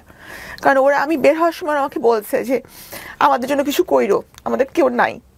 কারণ চিন্তা করেন, একটা মহিলা মানুষ 12টা বছর ধরে জেল খাচ্ছে, তার হাজবেন্ড বিয়ে করে চলে গেছে, তার বাবা মা মরে গেছে, তার ভাই তার ফোনে তার গলা শুনলেই ফোন রেখে দেয়, তার ছেলে মেয়ের সংসারে তার ঠাঁই নেই, সে কই যাবে? আমার তো তাও আল্লাহর কাছে শুকরিয়া বাবা মা আছে, ওরা কই যাবে? আর আমি যেভাবে পদে পদে হিউমিলিয়েশনের শিকার হচ্ছি, তাদের কি অবস্থা? তারা যে লেভেল থেকে এসেছে তাদের তো আরো বেশি কঠিন অবস্থা, তারা কি করবে? তো আমার যেটা মনে হয়, সাবরিনা যেমন একটা বন্দীদের প্রতিনিধি, সাবরিনা সাজা খেতে বের হয়েছে, সাবরিনাকেও বাঁচতে দেন। অন্য বন্দীরা যদি সংশোধিত হয়ে বাঁচে তাহলে তাদেরকেও বাঁচতে দেন। I admit this line. অবশ্যই বাঁচতে দেওয়া উচিত, সম্মানের সাথে বাঁচতে দেওয়া উচিত। দেখুন, পৃথিবীতে আমরা কেউই ফেরেশতা হয়ে দুনিয়াতে আসেন, ইনক্লুডিং মি। আমি আমার কথা বলছি, যারা এই অনুষ্ঠানটা দেখছেন অনেকেই আপনারা জাজমেন্টাল হবেন, আমি জানি ডেফিনেটলি হবেন, কিন্তু জাজমেন্টাল হওয়ার আগে আঙুলটা নিজের দিকে দেন। আপনি জানেন, আল্লাহ জানে যে আপনার জীবনে পাপ কত, আপনার জীবনে কত ভয়ঙ্কর ভয়ঙ্কর গুনাহ আছে, যেটা হয়তো আপনি শুধু জানেন এবং আপনার সৃষ্টিকর্তা জানেন। সুতরাং এত পাপ নিয়ে, এত ভুল নিয়ে আরেকজন মানুষের দিকে অন্তত পক্ষে আপনি সেই কাজটা বা সেই আঙ্গুলটা তুলেন না যেটা তাকে স্বাভাবিক জীবন দিবে না। একটা কথা আমি বলতে চাই, সেটা হচ্ছে যে যখন প্রথমেই মানুষ আমার সাথে নেতিবাচক বলে, তারা কিন্তু প্রথমে আমাকে চেনে না, ব্যক্তিগতভাবে চেনে না। তারা কেন আমাকে খারাপ ভাবে যে একটা মহামারীর সময় এটা খুবই সেন্সিটিভ মামলার সাথে আমার সম্পৃক্ততা ছিল, এই জন্যই এই প্রতারণার প্রতি তাদের সেই এইটা, তাই না? কারণ তারা তো ব্যক্তিগতভাবে আমাকে চেনে না, বা আমি এটা করতে পারবো কি পারবো না এটা কিন্তু আমার কলিগ বা ফ্রেন্ডসরা জানে যে সাবিনা এটা করতে পারে না, কিন্তু ওনারা কিন্তু জানে না। তো ওনারা মনে করে যে এই এত বড় একটা অপরাধের জন্য ওনারা আমাকে অপছন্দ করে, এবং তাদের এই অপরাধের প্রতি যে একটা ঘৃণা, এটা যদি সব ধরনের অপরাধ, যেমন ধর্ষণ, ব্যভিচার, তারপর হচ্ছে খুন, রাহাজানি, এই সবগুলোর প্রতি তাদের এই ঘৃণাটা থাকে, তাহলে আপনি চিন্তা করেন সমাজের কিন্তু অপরাধ অনেক কমে যাবে। কিন্তু কিন্তু কারো যদি ওই এটা থাকে যে না, সাবিনা দোষী হোক নির্দোষ, সাবিনাকে পছন্দ করি না, তারা কোনো লজিকই শুনবে না, তাহলে কিন্তু তারা কোনো লজিক শুনবে না। সাবিনা তখন সাবিনার ব্যক্তি জীবন, সাবিনা কি কালার লিপস্টিক দিল, এইটা আমার বইয়ের ব্যাপারও তাই হয়েছে। পদে পদে বিভিন্ন ধরনের অপপ্রচার হচ্ছে, এমনকি আপনি অবাক হবেন, আপনি তাদের জানেন না বা বইমেলা আপনি যান না, বইমেলা একজন একদিনের জন্য একটা মেয়ে জেল খাটতে এসেছিল একদিনের সাজা নিয়ে। আপনার যে কোলে বোধহয় ওটা নিয়ে, হ্যাঁ আমি নিজে কনফিউজ হয়ে যাচ্ছিলাম যে একটা ছেলে এরকম করছে, আবার আপনাকে মনে হচ্ছিল যে আপনি যথেষ্ট মায়াবতী, যে কারণে হয়তো আপনাকে সান্ত্বনা দিচ্ছেন। কি হয়েছে ঘটনাটা বলেন, তুমি বলেছো না বোধহয় একটা জায়গায়? বলেছি। ওই মেয়েটা একটু মানে খেলোয়াড়, আচ্ছা খেলোয়াড় মেয়েটা, এবং খেলোয়াড় মেয়েরা ওদের ড্রেস আপটা একটু অন্যরকম হয়, এবং একটু ফিজিক্যাল এটাও একটু অন্যরকম হয়ে যায়, ছেলেদের ড্রেস পরে বয় কাট চুল। ওকে। তো সে একদিনের সাজা নিয়ে একটা মারামারি মামলায় জেলখানে এসেছিল। আচ্ছা। তো স্বাভাবিকভাবেই মানে একটা ড্রেস দিয়ে কিন্তু একটা মেয়েকে জাজ করা হয়, অন্তত বাংলাদেশে। হ্যাঁ। তো সে আসার পরে সব অন্যান্য বন্দীরা তাকে একেবারে খুব করা শুরু করলো, মানে তার প্রতি একটা মানে বাজে একটা যে সেটা মেয়ে পোশাক। আচ্ছা। তো সে এসে ঠিক বুঝতে পারছে না যে খাবো কি, খাবারও ধরে নাই সে, মানে খাবার ধরার কিন্তু একটা সিস্টেম আছে ওখানে, যে সময় খাবারটা ডিস্ট্রিবিউট করা হয় ওই সময় কিন্তু আপনাকে ওই আপনার একটা টিনের থালা বাটি থাকবে, সেখানে আপনি খাবারটা নিতে হবে। আপনি যদি না নেন তারপর কিন্তু বাকি সময়টা আপনার কিন্তু কোনো খাবার নাই। আচ্ছা, মানে খাইলে খাও, না খাইলে না খাও। না, খাবার সবাই নেয়, কারণ ওখানে কিন্তু এমন না যে আমি দোকানে গেলাম আর খাবার কিনে চলে আসলাম যখন তখন, তার তো না। তো সে খাবার ধরতে বুঝতে পারেনি, আর অন্য বন্দীরা তাকে সাহায্য করছে না। আচ্ছা। তো সেই সে খেলে বাসায় ফিরছিল, ওই সময় সে তার সাজা হয়েছে, সে জেলে চলে আসছে। ওই সময়টুকুকে এই কারাগারে পর্যন্ত প্রায় 24 ঘন্টা সে না খেয়ে আছে। আচ্ছা। সে কাঁদছিল। তা আমি তাকে যখন কয়েদি রুমে ডেকে নিয়ে আসলাম, তো কয়েদি রুমেও তেমন কোনো খাবার নাই, আমার কাছে ছিল একটু মুড়ি আর 2টা কলা, ওকে আমি দিলাম। আমি একটু পানিটা নিতে যাবো, এর মধ্যে দেখি সে খাবার গোগরা সে খেয়ে ফেলছে। ওকে। মানে she was so much hungry. Right. তারপর পানি দিলাম, পানি খেলো, পানিও তার কাছে ছিল না, সে কিন্তু পানিও খায়নি। আচ্ছা। তো ওই যে সেটা কৃতজ্ঞতা বোধ, এটা কিন্তু নর্মাল মানুষ রিয়েলাইজ করতে পারবে না। মানুষ ভাবে যে একবেলা না খেলে কি হয়, কিন্তু ওই মানে ওইখানে একটা অ্যাটমসফিয়ার, কারাগারের একটা ভয়ানক অ্যাটমসফিয়ারে এরকম একটা জিনিস কিন্তু মনে রেখেছে, সে কৃতজ্ঞ। যদি আমরা বেশিরভাগ মানুষই কৃতজ্ঞ না, মানে কোরআন শরীফে আল্লাহ বলেছেন এত নিদর্শন দেখার পরেও তবুও কি তারা কৃতজ্ঞ হবে না, কৃতজ্ঞতা প্রকাশ করবে না। হ্যাঁ। তো তার মানে মানুষের মধ্যে বেসিক এটাই হচ্ছে কৃতজ্ঞ। হ্যাঁ, ওই যে ওই মেয়েটার মাথায় যে আমি যে তাকে হেল্প করেছিলাম, তো ও শুনেছে আমি বের হয়েছি, সে 8 মাস ধরে আমাকে খুঁজেছে, কিন্তু আমার ঠিকানা তো আর সে জানে না। তো যখন এই মানে গণমাধ্যমে এসেছে, আমি বই মেলায় আসছি বা বই বার হয়েছে, তখন সে খুঁজে খুঁজে মেলায় এসেছে। তখন সে আপনারা দেখেছেন যে সে এসেছে বা আমাকে কৃতজ্ঞতা জানাচ্ছে। ওইটাকে মানুষ যদি বলে যে সেটা একটা ছেলে বা তার সাথে আমার কোনো সম্পর্ক, এটা রটনা করা হয়েছে, হ্যাঁ, তাহলে সেই অপপ্রচারকে আপনি কিভাবে দেখবেন? এটা একটা বড় সমস্যা আমাদের জায়গা থেকে। তবে এটা ঠিক যে মানুষের এই জাজমেন্ট করার জায়গাটা বন্ধ করার কোনো সুযোগ নাই। মানুষ জাজমেন্ট করবে, ন্যাচারালি করতে চায়, কিন্তু আপনি যে অভিজ্ঞতার মধ্য দিয়ে যাচ্ছেন সেটা একটা মেয়ে হিসেবে আমাদের সামাজিক প্রেক্ষাপটের জায়গাটা থেকে, মানুষ হিসেবে জায়গা থেকে আমি বলতে পারি সেটা খুবই ভয়ানক একটা জায়গা। এবং এইখানে আপনার লার্নিংটা কি, মানে আপনার ভুলের জায়গা থেকে আপনি যদি বলেন, কোর্টকে আমি আলাদা করে রাখতে চাই, সেটা তো কোর্টই নির্ধারণ করবেন, কিন্তু আপনার ব্যক্তিগত শিক্ষাটা কি, কেন আপনার জীবনটা এরকম হলো, আপনি যদি বলেন। এটাই আমার ভাগ্যে ছিল, কারণ কারাগারে যদি আমি না যেতাম তাহলে কিন্তু আমি অনেক কিছু জানতে পারতাম না। আর আমার বাবা মার আমি কিন্তু নতুন জন্ম হয়েছে আমি মনে করি, এবং আমার বাবা মার এইটা স্থানটা আমি কারাগারে গিয়ে বুঝতে পেরেছি, মানে তারা যে আমার লাইফের জন্য এতটা জরুরি, তাদের ছাড়া যে আমার জীবন চলবে না, এটা আমি কিন্তু আগে উপলব্ধি কোনোদিনও করি নাই। ওখানে গিয়ে আমি করেছি এবং প্রতি সিজদায় আমি বলতাম যে আল্লাহ আমাকে তাড়াতাড়ি জামিয়ে দাও, শুধু ওনার কাছে ফেরত, মানে আমি যেন তাদের সেবা করতে পারি, কি যেটা আমি আগে করি নাই। এটাই আমার ভুল হয়েছে যে আমি আমার বাবা মাকে অতটা গুরুত্ব দেই নাই যেটা আমার দেওয়া উচিত ছিল। আপনার সেকেন্ড হাজবেন্ড যিনি, ওনার সঙ্গে কি ডিভোর্স হয়ে গেছে? আমি তো বলেছি যে উনি আমার জন্য মরে গেছেন একদম। মানে ডিভোর্স, দেখবেন যে ডিভোর্সের পরেও কিন্তু মানুষের সম্পর্ক থাকে, কথাবার্তা বা অনেক কিছুই থাকতে পারে, এবং ডিভোর্সের ক্ষেত্রে দেখা যায় যে দুটা মানুষ ভালো হলেও ডিভোর্স হয়, কিন্তু উনি আমার কাছে একদম মৃত। কি কারণে মরে গেল উনি আপনার কাছে? এই যে আমার চোখের পানির জন্য তাকে ক্ষমা করা যায়, কিন্তু আমার বাবার চোখের পানির জন্য, আমার মায়ের চোখের পানির জন্য তাকে ক্ষমা করা যায় না। কারণ উনি কিছু করুক না করুক, এই পরিস্থিতিটা জন্য তো উনিই দায়ী, যার কারণে আমাকে এই পর্যন্ত আসতে হলো। তার জায়গাতেও তো একটা একিউজ থাকতে পারে, সেও তো বলতে পারে যে না আমিও কিছু করিনি, আমি নির্দোষ। সে হয়তো কিছু করেনি, কিন্তু আমি তো একেবারেই কিছু করিনি। তাহলে আপনি তাকে একিউজ করছেন কেন? পরিস্থিতিটা তো তার কারণে, মানে এই যে করোনার কিছু পরিস্থিতিতে যদি তার না হাত থাকে, লাইক হাজবেন্ড যদি কোনো কারণে, আমি বলছি না আপনার হাজবেন্ড দোষী না নির্দোষ, কিন্তু আপনি যে কারণে বলছেন তাকে মরে যাওয়ার কথাটা, সেই জায়গাটাই আমি একটু জাস্ট কোয়ারি থেকে বলছি যে এই পরিস্থিতির জন্য যদি উনি না হয়ে থাকেন, দর্শক আপনারা প্লিজ এগুলোকে কেউ জাজমেন্টের জায়গা থেকে নিন না, আমি ওনার ব্যক্তিগত জায়গাটাকে বের করার জন্য প্রশ্নটা করছি। সেটা হচ্ছে যদি এই পরিস্থিতি আপনি যেভাবে ডিফেন্ড করলেন, বা আপনি যেভাবে করছেন কোর্টকে ডিফেন্ড, বা আজকে আপনি যে বিষয়ে যেভাবে নিজেকে নির্দোষ করার চেষ্টা করছেন, না আমি নিজেকে নির্দোষ করার জন্য এখানে আসিনি, না আমি আই এগ্রি, বা ধরেন আপনি পয়েন্টগুলো আপনি বলেনই নাই, তো এখন কথা হলো যে উনিও তোমার জায়গা থেকে বলতে পারেন এইভাবে, তো সেটাই যদি শেষ পর্যন্ত প্রমাণ হয়। উনি আমাকে তো দোষী কোনোভাবেই বলতে পারবেন না। উনি কি বলেছেন? না, উনি তো আমাকে দোষী বলতে পারবেন না, কারণ এটার মধ্যে আমার কোনো ইনভলভমেন্ট ছিল না। আর আরেকটা ব্যাপার হচ্ছে যে আমি তো এটা বলিনি যে, কিন্তু পরিস্থিতিটা তো উনার কারণেই তো এটার মধ্যে আমার সম্পৃক্ততা, না হলে এটার মধ্যে আমার সম্পৃক্ততার কোনো বিষয় নাই। কিন্তু হাজবেন্ড যদি বিপদে পড়েন, সেই বিপদটা যদি তার নিজের ক্রিয়েট না করা হয়, ডেফিনেটলি হাজবেন্ডের ফ্যামিলি সেটা সাফার করে, এটাই তো স্বাভাবিক। হ্যাঁ, তো আপনি যদি আপনার হাজবেন্ডকে দোষী না বলেন, তাহলে ওনার কারণে যে আপনার যে সাফারটা হয়েছে সেটা তো আপনাকে অ্যাকসেপ্ট করতে হবে। কিন্তু এই যে 3টা বছর, সেই 3টা বছরে আমার বাবা অসহায়ের মতো উকিল খুঁজেছে। হ্যাঁ হ্যাঁ, তাদের পরিবার থেকে কোনো সাপোর্ট বা তার কাছ থেকে কোনো সাপোর্ট আসে না। সে যদি আমার হাজবেন্ডই হয়ে থাকতেন, তাহলে এই 3-4টা বছরে আমাকে সাপোর্ট করার জন্য উনি কিছু করতেন না। আমার জন্য কে করবে? উনি তো নিজেও জেলে ছিলেন বোধহয়। হ্যাঁ, সো এমনও তো হতে পারে ওর ফ্যামিলির কেউ সাহস পাননি বা কোনোভাবেই আগানোর চেষ্টা করেননি। বিষয়টা তো খুব সেন্সিটিভ হতে পারে। তো কেন? যাই হোক, আপনাদের ইন্টারনালি ভিতর যেগুলো আছে সেগুলো নিয়ে আমরা নাই বা ঘাটলাম, কিন্তু আপনি বলতে চাচ্ছেন যে সো আপনাদের কাগজে কলমে কোনো ডিভোর্স হয়নি? না, ডিভোর্সের কাগজ আমি দিয়েছি আগেই দিয়ে দিয়েছেন।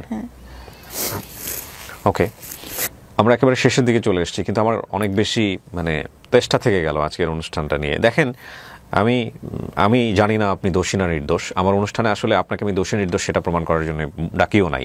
আমিও তাই চাই না। আমি শুধু মনে হয়েছিল যে আপনার সঙ্গে আমি একটু কথা বলতে চাই, একটু আমি শুনতে চাই গল্পটা।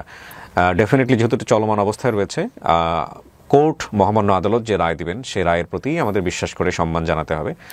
এবং তবে এটা ঠিক, একটা মানুষ সমাজে জন্মগ্রহণ করার পরে, একটা পরিবারে জন্মগ্রহণ করার পরে সমাজ থেকে সে নেয়, পরিবার থেকে সে নেয়, রাষ্ট্র থেকে নেয়, তার পেছনে ইনভেস্ট করা হয়। সে একটা মেধা হয়ে সমাজে জন্মগ্রহণ করে এবং তারপরে সমাজকে সে কন্ট্রিবিউট করতে চায়। সেই জায়গাটায় যখন কোনো ব্যত্যয় ঘটে, তাহলে এই যে পুরো ইনভেস্টটা তার পেছনে হলো, এই ইনভেস্টটা তখন অপচয় হয়ে যায়। ডক্টর সাবরিনার মতো মানুষরা যখন কোনোভাবেই বিপদগ্রস্ত হন বা বিপদে পড়েন বা বিপথে যান, হ্যাঁ আমি 3টা শব্দই রাখলাম এখানে, তখন দিন শেষে এটা আমাদের জন্য ক্ষতি। এখানে এটা একটা বিষয় যদি আপনি ব্রডার অ্যাঙ্গেলে চিন্তা করেন। আর দ্বিতীয়ত চিন্তা করার বিষয় আছে যে ব্যক্তি মানুষ হিসেবে যদি আমি চিন্তা করি, দেখুন ভুল শুদ্ধ সব কিছু মিলিয়ে মানুষ, আমি অপরাধী আপনি অপরাধী, কারো অপরাধে সাজা হয়, কারো অপরাধে সাজা হয় না, কেউ পাপ করে সাজা পায়, কেউ পাপ করে সাজা পায় না। কিন্তু কোনো মানুষ ওই যে বললো না যে প্রায়শ্চিত্ত করে এসে যদি সে সুন্দরভাবে বাঁচার জন্য সমাজে বাঁচতে চায়, তাহলে আমাদের যে সামাজিক দৃষ্টিভঙ্গির জায়গাটা, যে ও একবার জেল খেটেছে কিংবা ও যে একবার পাপ করেছে, এই যে দৃষ্টিভঙ্গির জায়গাটা থেকে তাকে আন্ডারমিন করা, এটা ভয়ঙ্কর রকমভাবে অন্যায়। এটা মানবিক জায়গা থেকেও অন্যায়। আমি জানি না কারণ ওনার ফিউচার কী হবে, তবে এই কথাটাকে আমরা নিয়ে আজকের অনুষ্ঠানটা শেষ করতে চাই। এটা অবশ্যই তাকে সুন্দরভাবে বাঁচার রাইট দিতে হবে রেসপেক্টের সাথে। 8-10টা মানুষ যেভাবে পায় তার রাষ্ট্রীয় অধিকার, ধর্মীয় অধিকারও, ঠিক আছে? এবং যদি সে অনুতপ্ত হয়, যদি সে প্রায়শ্চিত্ত করে এবং যদি তার সাজা হয়, হওয়ার পরে। আর যদি ভুলবশত, উনি যে কেসগুলো বলেছেন, ভুলবশত কাউকে পেনালাইজ করা হয়ে থাকে বা ভুলবশত কাউকে সাজা দেওয়া হয়ে থাকে, তাহলে এটার যে এটার ক্ষতিপূরণ মনে হয় না দিন শেষে কেউ দিতে পারে। অসময় নামে একটা ছবি রিসেন্টলি দেখলাম, আপনারা হয়তো বা দেখেছেন, এটা অমির ছবি, এবং দিন শেষে এরকম পুরো ছবি শেষে এরকম একটা প্রশ্ন দিয়ে ছবিটা শেষ হয়। তো এগুলো আসলে আমাদের হয়তো একটা সময় অ্যাড্রেস করতে হবে, কারণ এটাও তো অপূরণীয় ক্ষতি একটা মানুষের জন্য। উনি কি পারবেন? যদি, আমি বলছি না ওনার বিচার কী হবে, বাট যদি শেষ পর্যন্ত ধরেন ওনার চাকরিতে উনি বহালি হলো, ওনার সব কিছু উনি রিটার্ন পেলো, উনি নিরপরাধ প্রমাণিত হলো, ওনার জীবন থেকে যে বছর চলে গেছে, ওনার জীবন থেকে যে মোটিভেশনগুলো চলে গেছে, ওনার জীবনের সবচেয়ে গোল্ডেন টাইমগুলো যে চলে গেছে, এগুলো কি কেউ ওনাকে রিটার্ন দিতে পারবে? বা যার ক্ষেত্রে হয় তাদেরকে কি আমরা রিটার্ন দিতে পারি না। সো এই অপূরণীয় ক্ষতির ভ্যালুটা কি? হ্যাঁ, হয়তো ওনাকে বেতন দেওয়া হবে, সেটা হয় সরকারি চাকরিজীবীদের ক্ষেত্রে, পুরা সমস্ত বেতন দেওয়া হবে, কিন্তু যে সম্মান, যে হানি, যে কষ্টটা সম্মান হানিকর অবস্থায় যেটা ফেস করতে হয়, উনি যাদের কথা বলেছেন এই বইয়ের মধ্যে, তারা যদি এরকম ফেস করে থাকেন, সেটা তাদেরকে কে ফিরিয়ে দেবে? খুব কঠিন কিন্তু। এবং সেই জায়গাটায় অন্তত সেই কাতারে আপনি নিজেকে সামিল করেন না, কারণ বিচারকের ক্ষমতা একমাত্র আল্লাহর, আর রাষ্ট্রীয়ভাবে তো রাষ্ট্রের নির্দিষ্ট একটা কাঠামো আছে, সুতরাং আমরা জাজমেন্টাল না হই, এটা হচ্ছে বিষয়। Sabrina, thank you so much, আমার ভালো লেগেছে আপনার সঙ্গে বসে। হ্যাঁ, আপনি সারা জীবন এরকম মানবিক থাকেন, যতটুকুভাবে নর্মাল লাইফ লিড করবেন, প্রায়শ্চিত্ত যদি করা হয়, ওই নর্মাল লাইফটুকুর প্রতি আমার জায়গা থেকে সবসময় আপনার প্রতি রেসপেক্ট থাকবে। কিন্তু আমারই হচ্ছে সব বন্দিনীদেরকে বাঁচতে দেন। এই বন্দিনী বইটা যখন মানুষ পড়বে তখন জানবে যে কিছু কিছু মানুষ অনেক কষ্টে আছে, তাদের জন্য কিছু করার সুযোগ আছে। আমার তো বাবা মা আল্লাহর রহমতে আছে, তাদের কেউ নেই। শেষ করছি প্রিয় দর্শক এবং শ্রোতা, আজকের লাইফটা একটু অন্য রকমের। আমি আবারও বলছি, আমি ডক্টর সাবরিনাকে এখানে জাজ করার জন্য আনিনি, আমার তার কথাগুলো শোনার খুব শখ ছিল। হ্যাঁ, আপনি কিভাবে নেবেন না নেবেন